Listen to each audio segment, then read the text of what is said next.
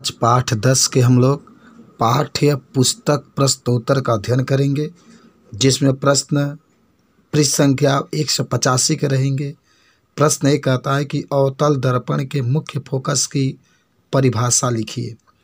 आप बता सकते हैं कि अवतल दर्पण पर मुख्य अक्ष के समांतर आपतित किरण परावर्तित होकर के दर्पण के मुख्य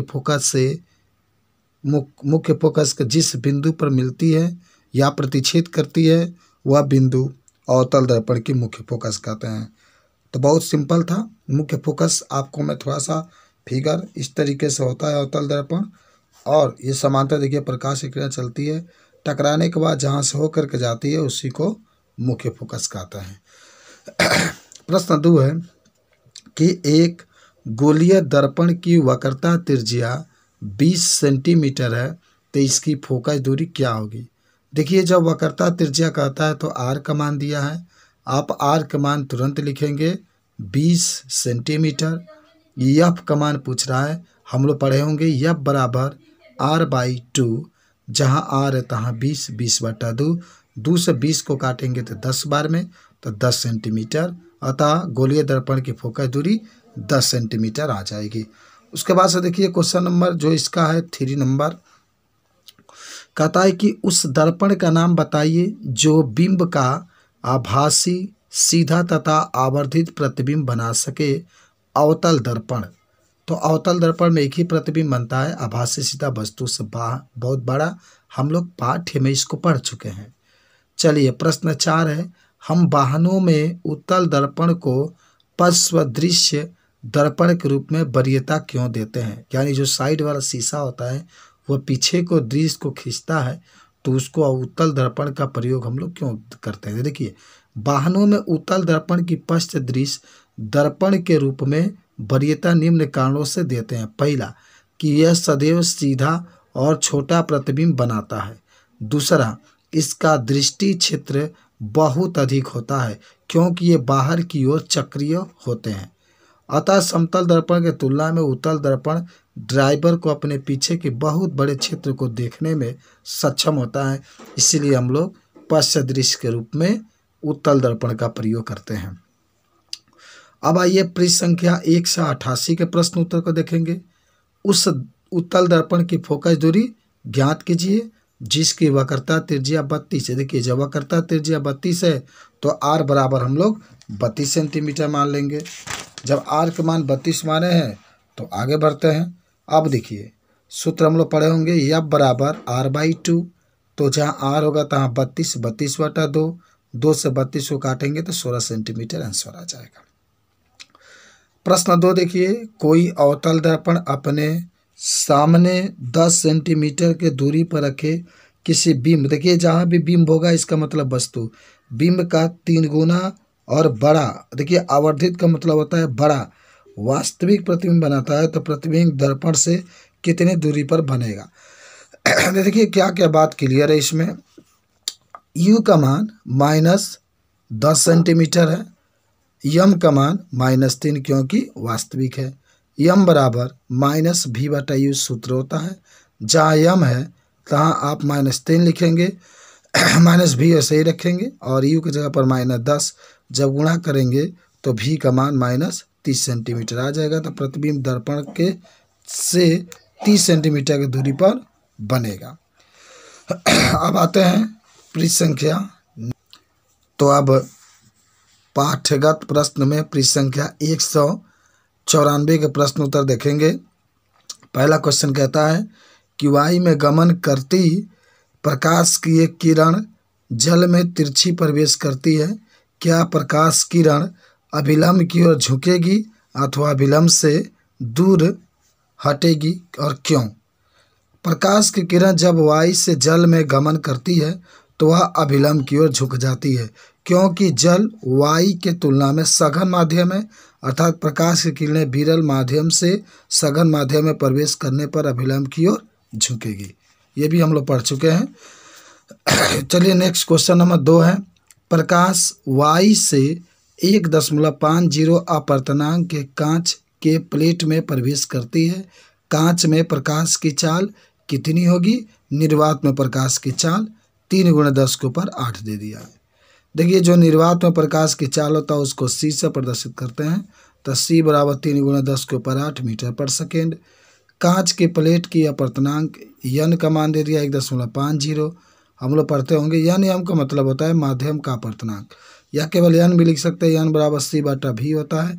भी निकालना है तो जब भी आप निकालेंगे तो C बटा तो यन का मान आपका दिया गया है 1.50, C का मान 3 गुणे 10 के ऊपर 8 है। भी निकालना है तो भी ऊपर चला जाएगा तो इसे तीसरी गुणा करेंगे और 1.5 नीचे आ जाएगा। देखिए यहाँ से 0 हटा दिया गया है क्योंकि दशमलव के बाद 0 का कोई मान नहीं होता है। आप जो है देखिए दशमलव जब हटाएंगे एक अंक तो एक ऊपर 0 बढ़ेगा, 30 हो जाएगा। 15 से 30 को काटेंगे 2 बार में तो 2 गुणे 10 के ऊपर 8 मीटर पर सेकेंड आंसर आ जाएगा। तो ये भी लगा सकते हैं हम लोग।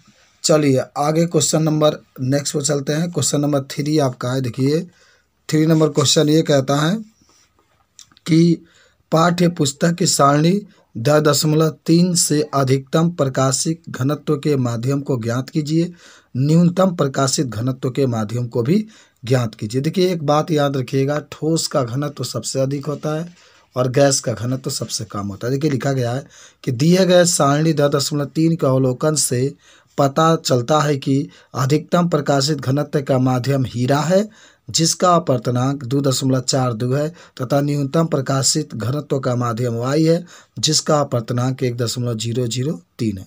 यानी जिसका अपर्तनांक बहुत कम होगा उसका घनत्व भी बहुत कम होगा, जिसका अपर्तनांक अधिक होगा उसका घनत्व भी अधिक होगा।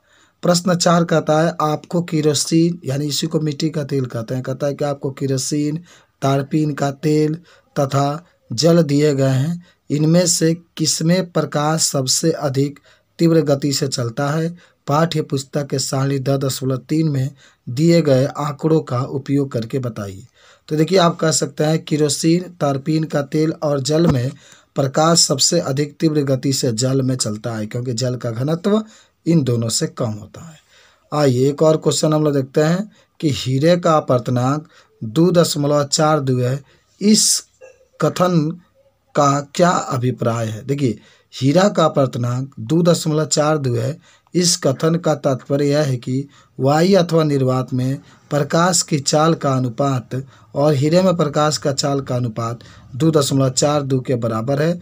दूसरे शब्दों में हीरे में प्रकाश की चाल उसके निर्वात में चाल के 2.42 गुना कम होता है, बता सकते हैं। चलिए उसके बाद से पाठ्यगत प्रश्न पृष्ठ संख्या 203 का देखेंगे।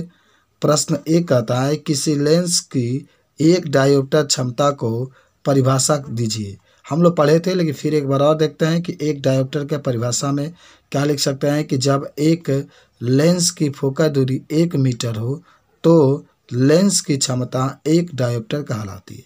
यानी जब लेंस की फोकस दूरी 1 मीटर हो तो लेंस का जो क्षमता होगा 1 डायोप्टर कहलाएगा, क्योंकि लेंस की क्षमता आप पढ़े थे ना P बराबर 1/f होता है जब f मीटर में होगा। प्रश्न 2 है कोई 2 कहता है इसमें कि कोई उत्तल लेंस की सुई का वास्तविक तथा उल्टा प्रतिबिंब उस लेंस से 50 सेंटीमीटर दूर बनता है। वह सुई उत्तल लेंस के सामने कहाँ रखा जाए यदि इसका प्रतिबिंब उसी साइज का बन रहा है जिस साइज का बिंब हो तो लेंस की क्षमता भी ज्ञात कीजिए। देखिए प्रतिबिंब का दूरी प्लस आप 50 सेंटीमीटर लिखेंगे क्योंकि उत्तल लेंस है, और जो यही है भी का मान 50 सेंटीमीटर, और देखिए यम का मान 1। क्यों यम का मान 1 आया, क्योंकि आप यम बराबर जब यहाँ पर आप यम बराबर v/u लगाएंगे तो v का भी मान 1, u का भी मान 1, तो इसीलिए यम का मान 1 हो जाएगा। p बराबर 1/f होता है, हमको f नहीं मालूम है तो देखिए पहले f निकालेंगे। देखिए कैसे, पहले तो लेंस द्वारा वास्तविक प्रतिबिंब के लिए यम बराबर v/u और यम का मान 1 दिया है v/u, तो v बराबर u, तब u बराबर -50 सेंटीमीटर। देखिए ना v और u दोनों बराबर है, v का मान 50 सेंटीमीटर है तो u का मान -50, क्योंकि चाहे उत्तल लेंस हो चाहे अवतल लेंस हो हमेशा u का मान माइनस में रहता है। अब आपको f निकालना है तो f के लिए जो हमारे पास सूत्र होता है आप पढ़े भी होंगे कि 1/f या 1/v माइनस 1/u बराबर 1/f।